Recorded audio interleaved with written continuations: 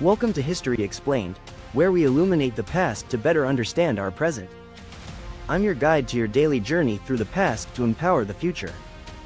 Today is Saturday, August 9, 2025. As we do every Saturday, we're exploring a significant military engagement that shaped the course of history. Today, we turn our attention to the Battle of Cannae, fought on August 2, 216 BCE, between the Roman Republic and Carthaginian forces led by Hannibal Barca. This engagement became one of history's most studied tactical masterpieces and demonstrated how superior strategy could overcome numerical disadvantages with devastating effectiveness. What makes Cannae particularly significant is how Hannibal's innovative double envelopment maneuver became the archetypal example of tactical brilliance, influencing military thinking for over 2 millennia while representing the peak of Carthaginian military achievement during the Second Punic War. So let's explore this legendary battle, examining Hannibal's strategic situation, his revolutionary tactics, and the lasting impact on military doctrine and Roman imperial development. By 216 BCE, Hannibal had been campaigning in Italy for 2 years following his famous crossing of the Alps with elephants and a multinational army. His victories at Tribia and Lake Trasimene had shocked Rome, but he had been unable to capture the city itself or convince Rome's Italian allies to abandon their loyalty. The Roman Senate, determined to end the Carthaginian threat, assembled the largest army in Roman history under consuls Lucius Aemilius Paulus and Gaius Terentius Varro. This force numbered approximately 86,000 men, including 8 legions and allied contingents, representing Rome's commitment to decisive action. Hannibal's army was significantly smaller, numbering around 50,000 troops, but it was composed of experienced veterans from multiple campaigns and diverse ethnic backgrounds. His force included African heavy infantry, Spanish swordsmen, Gallic warriors, and Numidian cavalry, each contributing specialized fighting capabilities. The battle occurred near the town of Cannae in southeastern Italy, where Hannibal had captured a Roman supply depot and positioned his army to force a confrontation. The terrain was relatively flat, favoring the large Roman formation but also providing opportunities for Hannibal's tactical innovations. Roman tactical doctrine emphasized the power of massed infantry formations advancing in disciplined lines. The legions had proven effective against various enemies, and the consuls expected their numerical superiority to overwhelm Carthaginian resistance through direct frontal assault. Hannibal's tactical plan was revolutionary. He arranged his troops in a convex formation with his weakest troops, Gallic and Spanish infantry, in the center, while positioning his strongest African veterans on the flanks. His superior Carthaginian and Numidian cavalry held the wings. As the battle began, the Roman legions advanced against Hannibal's center as expected. The Gallic and Spanish troops, following Hannibal's instructions, conducted a fighting withdrawal that gradually drew the Romans deeper into the Carthaginian formation while maintaining resistance.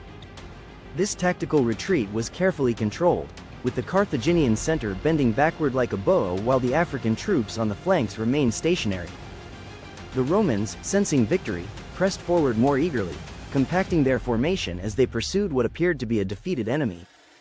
Meanwhile, Hannibal's cavalry had defeated the Roman horse on both flanks and begun encircling the Roman rear. When the Roman infantry had advanced sufficiently into the Carthaginian formation, Hannibal signaled his African troops to wheel inward, trapping the Romans in a deadly pocket. The result was catastrophic for Rome. Surrounded on all sides, the Roman legions could not maneuver effectively or bring their numerical superiority to bear. The slaughter was methodical and complete, with an estimated 50,000 to 70,000 Romans killed, including Consul Paulus and numerous senators.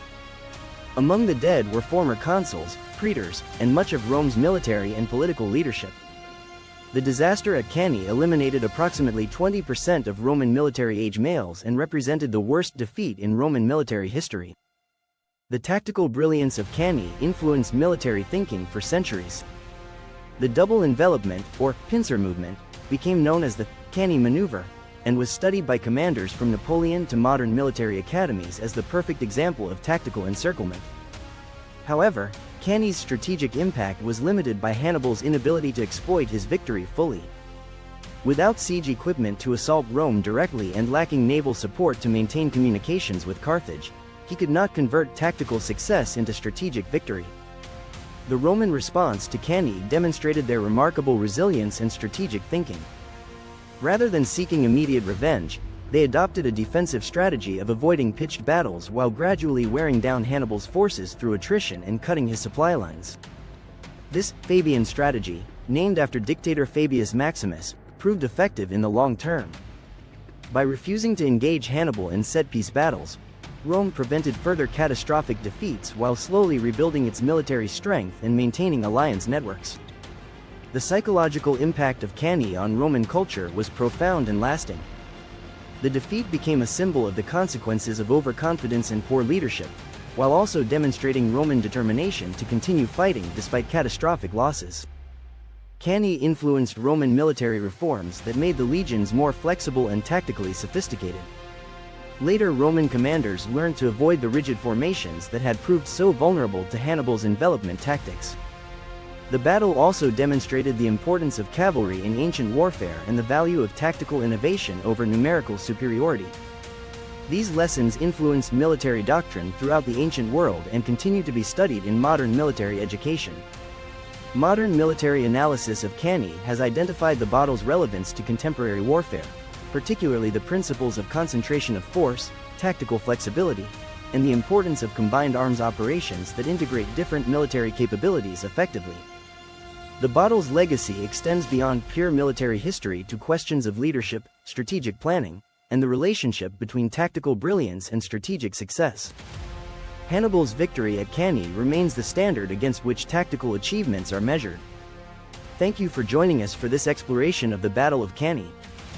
Tomorrow, we'll be back with our Innovations and Inventions episode where we'll be examining the development of the printing press and its revolutionary impact on knowledge dissemination and social change.